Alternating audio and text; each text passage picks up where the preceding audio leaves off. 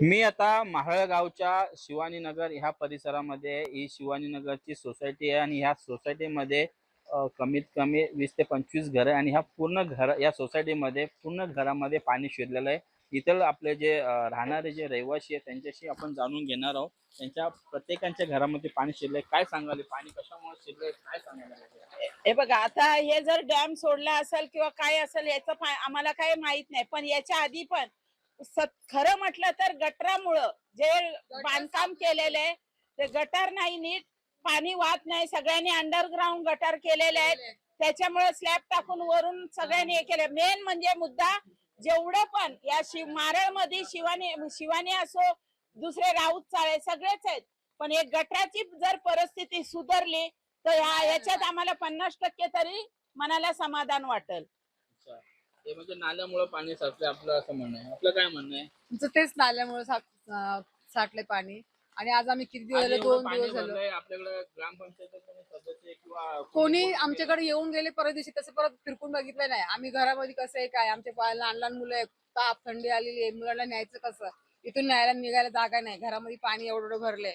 आणि लोक बघून गेले, परत बघायला यायला हे नाही. ते तिथून बोलतात की तुम्हाला राशन पाणी करू का? राशन काय करायचं, आमच्या घरात राशन आम्हाला ठेवायला जागा नाही, तर कुठे ठेवायचं? आमचं आम्हाला बचाव नाही. बघा, काहीच नाही केलेली, राहण्याची सोय नाही, काही नाही आमचं.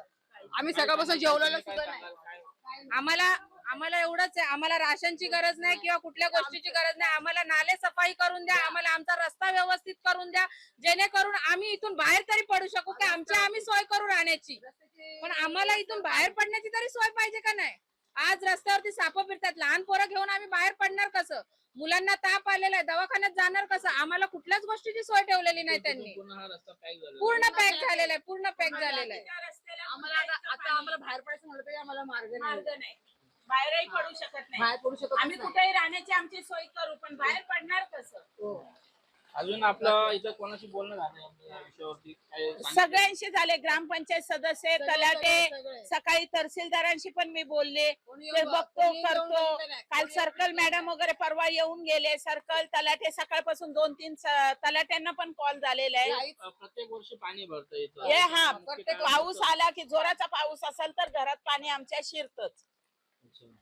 अजून आतापर्यंत कुठल्याही ग्रामपंचायत वतीने अजून या विषयावरती काही याच्यावर मार्गच काढत नाही. फक्त येणार, आम्हाला सगळे सहानुभूती देतात, सगळे आश्वासन देतात, पण परत काही त्याच्याकडे फिरकून बघत नाही. अजून क्या नागरिक है त्यांच्याकडून भी जानून घेणार. आप क्या बताएंगे, क्या कहेंगे? आपके भी घर में पानी तो ज्यादा घुस गया है, उसमें क्या कर सकते हैं? अभी क्या नुकसान हुआ है उसमें, क्या क्या बताएंगे? बेड वेड सब इतने हो गया है, क्या कर सकते हैं? बेड सब सिलेंडर सब ऊपर रख दिए हम लोग, राशन भी जिला हुआ। इथं ह्या नागरिकांनी ज्यांच्या ज्या समस्या आहेत त्या आपल्यापर्यंत मांडलेल्या आहे. प्रत्येकाच्या घरामध्ये गुडघे इतकं पाणी भरलेलं आहे. प्रत्येकांचं जे संसार उपयोगी जे वस्तू आहे त्यांचं देखील खराबी झालेली आहे. अनेकांचं जनजीवन जे ते विस्कळीत झालेलं आहे. आज त्यांनी हा देखील आरोप केला की ग्रामपंचायतचा कुठला सदस्य किंवा कोणीही इथं आलेलं नाही. ह्या घरामध्ये ह्या पावसासोबत या पाण्यासोबत साप देखील फिरतात. ते लहान लहान मुलांना अगर त्यांना हॉस्पिटलमध्ये घेऊन जायचं असेल तर कसं घेऊन जाणार? कारण पूर्ण रस्ता जो आहे तो पूर्ण पाण्याने भरलेला आहे आणि उल्हास नदी जी आहे तिने धोक्याची पातळी जी आहे ती ओलांडलेली आहे. गेल्या 48 तासापासून हा मुसळधार पाऊस सतत चालू आहे. प्रशासनाने नागरिकांना सतर्क राहण्याचा इशारा दिलेला आहे. आपण पाहू शकता हे पूर्ण जे घर आहेत ते पूर्ण पाण्यामध्ये आहेत आणि यांना अजूनही कुठली मदत जी आहे ती मिळत नाहीये. कॅमेरामॅन मितेश जैनसह संदीप साळवे, LS मराठी, उल्हासनगर.